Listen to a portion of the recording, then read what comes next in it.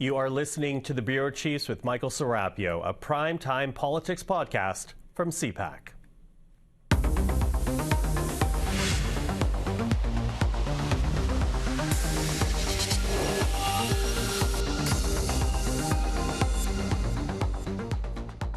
Hello everyone, I'm Michael Serapio.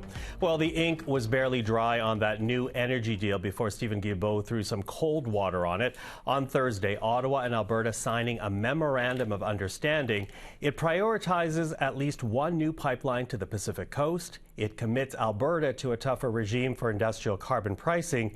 It champions carbon capture and storage, and it also rolls back a number of environmental regulations introduced by the previous Trudeau government. All of that a bit too much, it seems, for Stephen Guilbeault, who resigned his cabinet position from the Carney government, stating in an open letter, quote, "I remain one of those for whom environmental issues must remain front and center. That is why I strongly oppose the memorandum of understanding between the federal government and the government of Alberta." Well, with that, let's bring in the Bureau Chiefs. Robert Fife is the Ottawa Bureau Chief for the Globe and Mail, Tonda MacCharles, the Ottawa Bureau Chief for the Toronto Star, and Joël-Denis Bellavance, the Ottawa Bureau Chief for La Presse. Hello to all three of you. Hi. Hi, Michael. Okay, so, you know, I do want to begin with Stephen Guilbeault because he leaves not the day after this deal is signed, but mere hours after this deal is signed. What does his departure from cabinet say essentially about caucus unity here, Bob, and the challenge before the Prime Minister to make sure that all Liberal MPs are on side? Well, first of all, I don't think it's going to be as big of a challenge as it may seem to be. Mr. Guilbeault was an environmental crusader even before he came into Parliament. He did bring in a lot of these regulations and measures that many people in the business community, not just in the oil and gas sector, but in wide sectors of the Canadian economy, thought had gone too far. And I applaud him for sticking to his principles and resigning. Very few people have principles like he has, and that's fine. But I don't think you're going to get you know, I think there'll be issues raised in caucus for sure as they talk these things out, but I don't think it's going to be destabilizing this government. They just won the election. Mr. Carney has been very clear about the direction he wants to take the country in terms of getting more infrastructure and resource projects going. And he has a plan that he will argue on terms of having a stable carbon price that will be effective over the long term. And he does have credentials on that. He's written books on it. He's been a United Nations envoy on this issue. But he's going to have to not only explain this to the Liberal caucus, but he's going to have to explain it to the country, because to me that is the larger issue, because you're seeing a lot of divisions right now and concerns raised by environmental groups and younger people who are deeply concerned about the economy. So I think that's the issue for him. Okay, we'll pick up on that in a bit, but focusing in right now on the Liberal caucus and you know, with Stephen Guilbeault's departure, what does this say about the potential challenge that sets up for the Prime Minister, Tonda? I think that we haven't yet quite got a handle on how widespread any of those concerns are. I do think that there are concerns, a lot of concerns, in the BC caucus, and we saw some of those tensions unfold behind closed doors. To what extent they'll come out in the open, not clear. I agree with Bob that I'm not sure we'll see other resignations from cabinet. And I too think, you know, it's great that finally a cabinet minister who has a fundamental disagreement on principle with the cabinet is able to do the honorable thing and step out of the cabinet in protest of that. Like, we don't see, when's the last time we saw that in Ottawa? 20 years, that's what I thought. Michael Chung on in the Harper government. So Jody Wilson-Raybould? Jody Wilson-Raybould? Oh, I suppose, but it wasn't, that wasn't directly on the issue, right? It was being shuffled out. Forced out. Yeah. But in any event, I think that I think there are concerns within the caucus, within the BC caucus, within Quebec caucus. I do think that some of this will be a tough sell for Liberal MPs with constituents who care about, be it environmental policy or Indigenous reconciliation.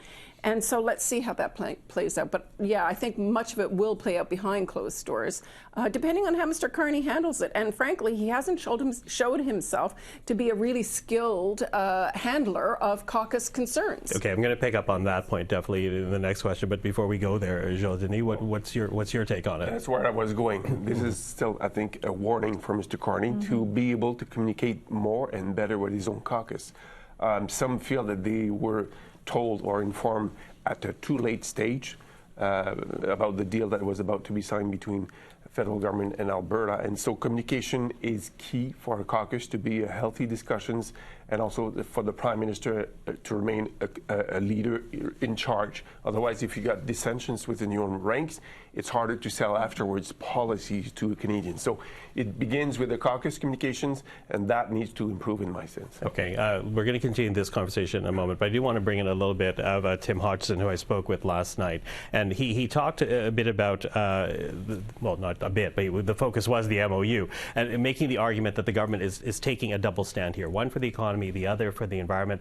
Take a listen to what he's saying about that, but also a little bit of an addendum about bringing in the caucus on issues like this. Take a listen to the Energy Minister. Our Prime Minister has said he is focused on outcomes, not how we get there. We are sharing a goal. We are sharing a goal with Alberta and with the other provinces that we will get to net zero by 2050. That goal is clear. It is a shared goal. It is laid out clearly in the MOU. How we are getting there is slightly different than we have planned in the past, but now we have agreement with the province, Alberta, an important province, on how to get there. And we're getting those same sorts of agreements with other provinces too. We are moving forward and we are moving towards net zero. It is a slightly different path. It's a path we need to achieve. And that's what I'm focused on. I think that's what the Prime Minister is focusing on. We need to bring our caucus along on that. That's work to do. Okay, so work to do, and again, that's the Energy Minister from yesterday. And I have to say that I was speaking with the Liberal strategists this week, and they essentially said, when describing the challenge right now within caucus, is that here we have a Prime Minister who's very certain about what his priorities are, but one of those priorities does not seem to be bringing caucus along to understand what those priorities are. How much of a problem is this going to be for the Prime Minister? Well, look, if that's probably the Achilles heel of this Prime Minister is that he knows he's the smartest guy in the room, and so it's my way or the doorway. And he's not a politician, and he's not used to understanding that successful prime ministers need to sell policies to their caucus to get them behind them. John Chrétien, until the mutiny by Paul Martin, paid a lot of attention to his caucus. Brian Mulroney was famous for even the worst periods of time when the government was right on death's door. That caucus stood with him all the way. Mr. Carney doesn't even have a caucus liaison person, and that is your eyes and ears into the caucus. And if he doesn't fix that problem, it could blow up on him. I'm not saying it's going to happen tomorrow, but you've got to pay attention to your caucus, because they're your frontline soldiers. They're the ones that are going out to sell your policies to Canadians. They meet people on the doorsteps. They have a good sense. When they come back, they can feed you information. So I think that's a political problem that could become a much more serious issue for him. And it's one thing for, as Mr. Hodgson says, we're going to go about it in a different way, meeting our net zero targets for 2050. And he doesn't care so much about how they get there. Well, how they get there is gutting the national climate policy that this Liberal Party and most of that caucus has backed for a decade. So if you're going to ask them to back up, reverse, and just drop it and suddenly sell, put all your eggs in the industrial carbon pricing basket and carbon capture and storage, which is what Carney's doing. He's laying all of the goals and the action of getting to those targets on those two main policies, then you better have some people to bring along with you and to go out there and sell it to the rest of the country. So yes, there is an appetite, and people are right now pretty defensive vis-a-vis the trade uncertainties and the damage, the economic damage, and they want the country to build and work together. But I think they also want to be treated like adults and not just told what's coming at them. And speaking of caucus management, I mean, Mr. Hodgson went in and scolded the BC caucus this week for being Boy Scouts on climate change. Well, that's not the way you go about it. So good luck with that. That's a method, but perhaps maybe not so efficient. JD?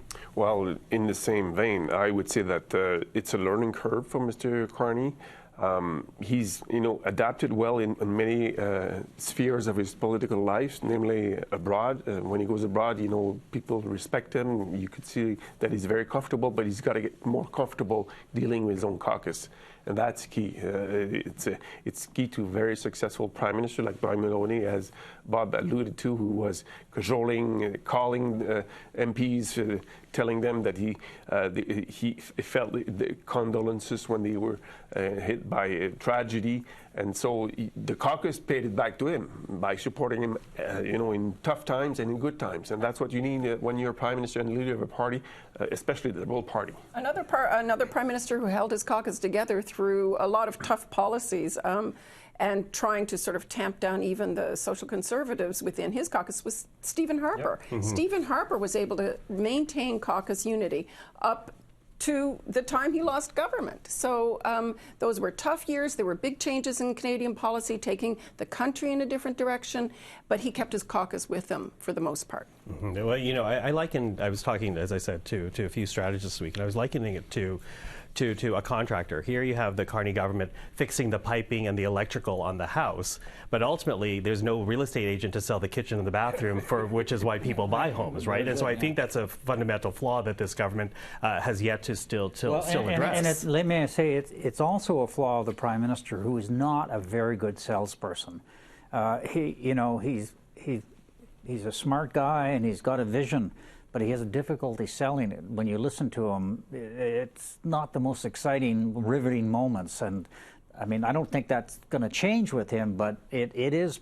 You do need to be able to get those ideas off the paper into people's brains so they support it. Or appoint someone or find someone who can. Yeah. Well, it's not. Actually, I disagree on that. Okay. I don't think it is up to just caucus to sell your ideas for you. In the case of Indigenous peoples, that is a relationship between the federal crown and Indigenous peoples and Indigenous nations.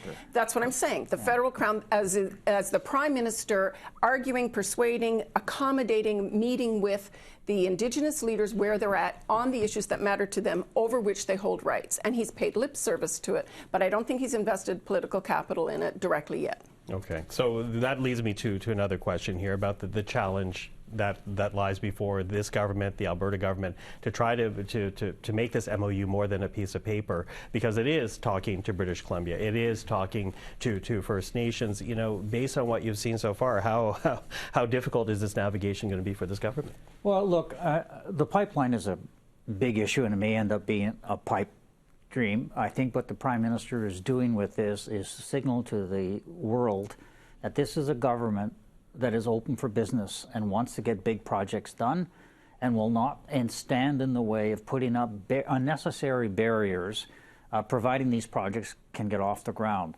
But there's more to that MOU than a pipeline, which may or may not ever see the day of light of day. We're going to probably see a tripling of oil shipped on the Trans Mountain Pipeline, which is a significant deal that can be done. We're going to see more LNG facilities. They're talking about the Pathways pipeline, which is 400 kilometers, which would, for the carbon and sequestration and Coal Lake, that's billions of dollars and a lot of jobs that can get off the ground. They're talking about nuclear facilities, so there'll be greater electricity. So there's a lot in there that's just not about a pipeline. Everybody's focused on the pipeline because the Premier of BC is opposed to it, and coastal First Nations are opposed about it, and everybody's worrying about a potential oil spill off the Pacific Northwest coast if a pipeline was to be built. But there's more to that than meets the eye, as well as just the fact that you've got somebody like Alberta to sign on to carbon pricing, which is pretty significant. Well, the bigger question, though, around all of that is whether all of it hinges on the actual realization of an oil pipeline to the Pacific West Coast. And if nobody does actually step forward to build as the Alberta government seems to suggest is necessary, through the northern BC wilderness to a port there, does everything else that Bob just laid out fall also to the wayside?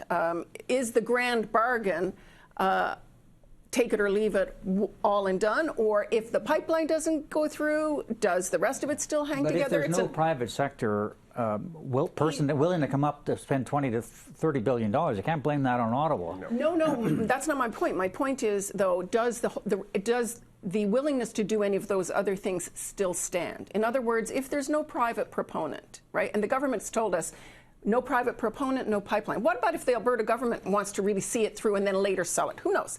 But we don't have an answer to, does all of this fall if there's no private proponent? If there's other ways to ship oil via TMX, not the old Northern Gateway route or whatever the new route might be through the northern BC, what happens to methane regs? What happens to tougher industrial carbon pricing? Never mind, pipelines and pathways are linked in this deal. That's what they told us yesterday. But what about all the other stuff?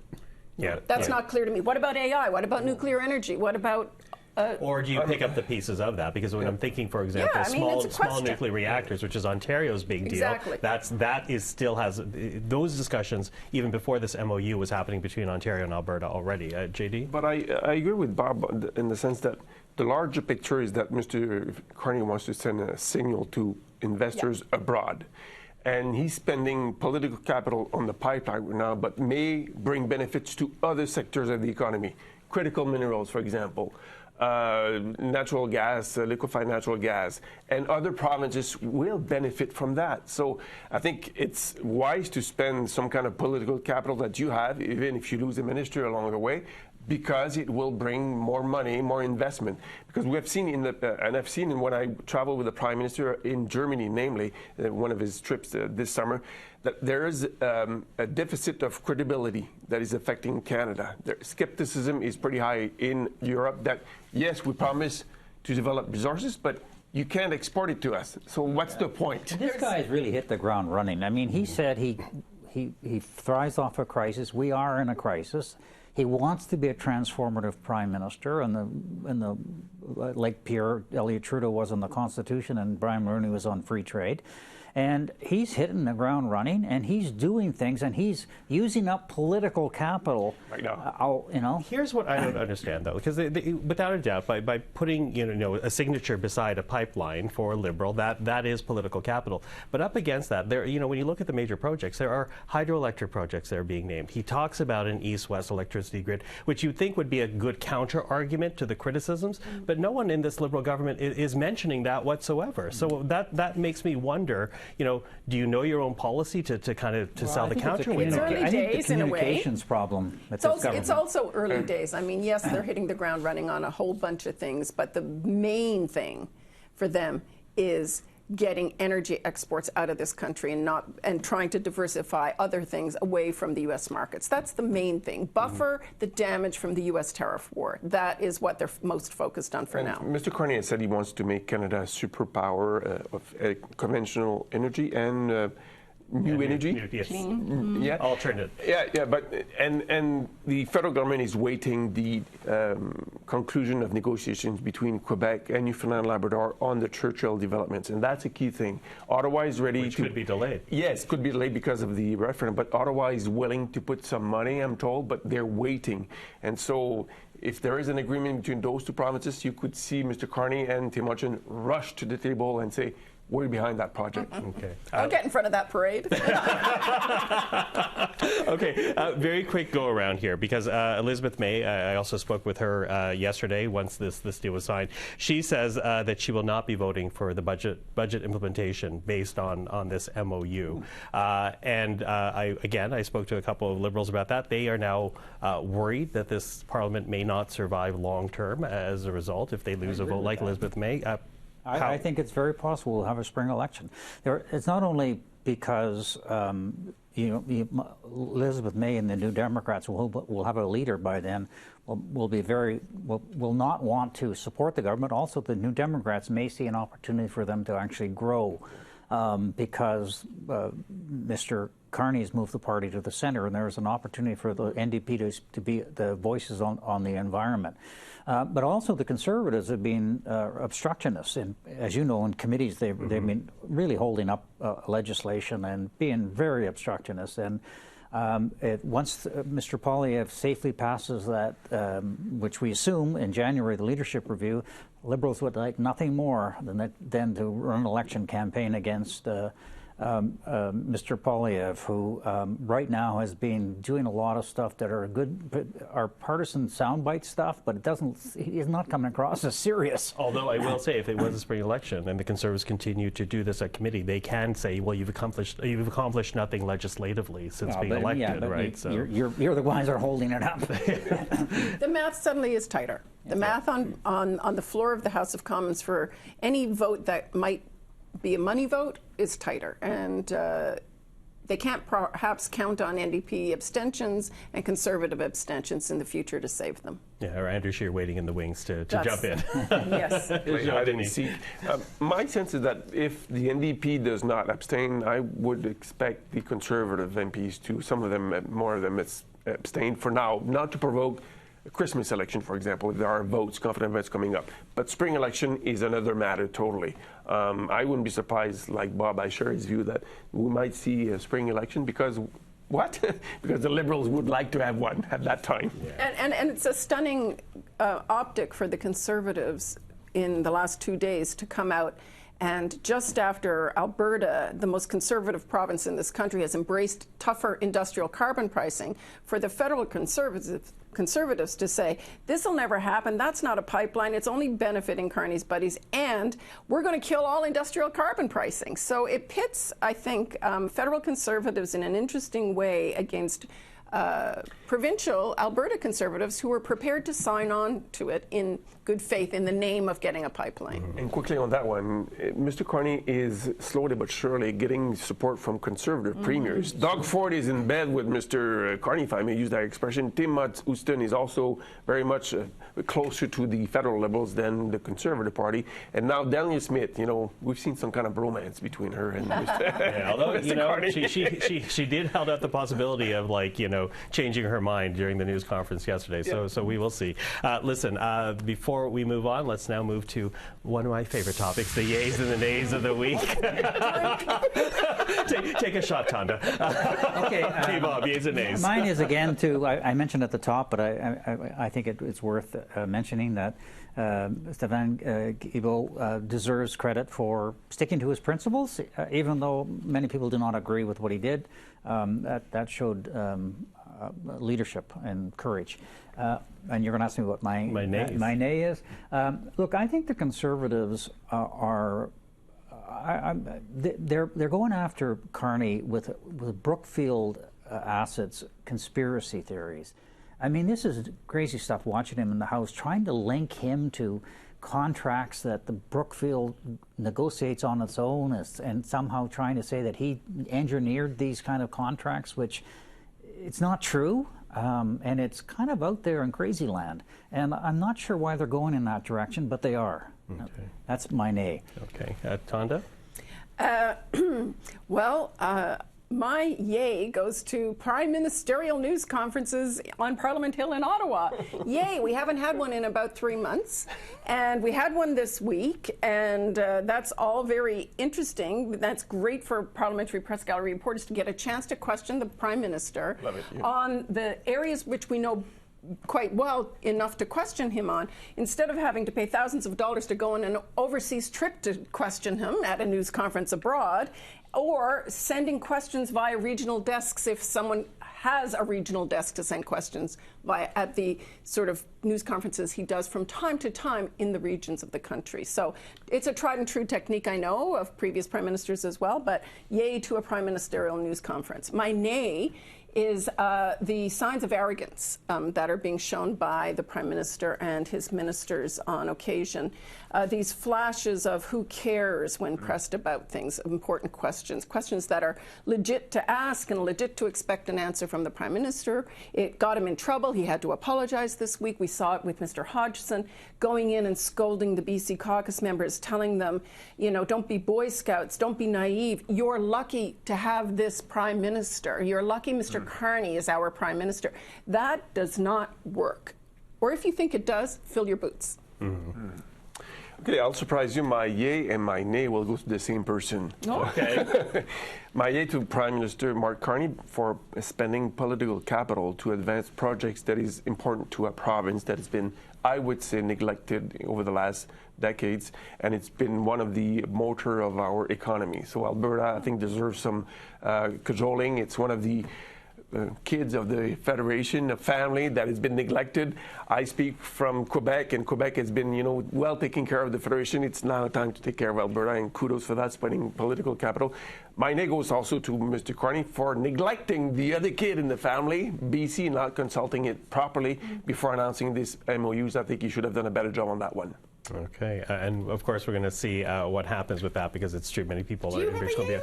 But do I have a yay or nay? Oh, look at you putting me on the spot. Okay, well, what is my yay? My yay is the fact that both Danielle Smith and Mark Carney have been able to transcend what has been a very toxic relationship between Ottawa and Alberta. So I think that, in terms of national unity, has to be a yay. In terms of my nay, I'm with you. I think this government has shown flashes of arrogance. And it's picking up on a lot of points that all of you have said, because yes, smartest man in the room, but you know, the smartest man in the room who acts like the smartest man in the room and doesn't bring people along is never invited again to dinner, right? So that would be my nay. So there, Tonda MacCharles. Okay. You'll have me back, won't you? All the time. I love you. Okay, let's do the look ahead now for next week, Bob. Look, there's going to be much more fallout on the MOU for sure. And we'll all be running around on Parliament Hill on Monday after that. Yeah, absolutely. Look ahead to the cabinet. What's going to happen? Carney has to replace his heritage minister and Quebec lieutenant in cabinet right now. Does that beget a bigger shuffle with some of the weaker performers that we know that are there, or with some of the MPs who, you know, may want to move on? Like, are we going to see a bigger sort of series of movements, and when? I'm not sure that we'll see a bigger series of movements next week, but he has to do something about replacing Guilbeault, so I'm looking ahead to that. And, you know, I was going to say something else, but no, I'm... Come on. Right there.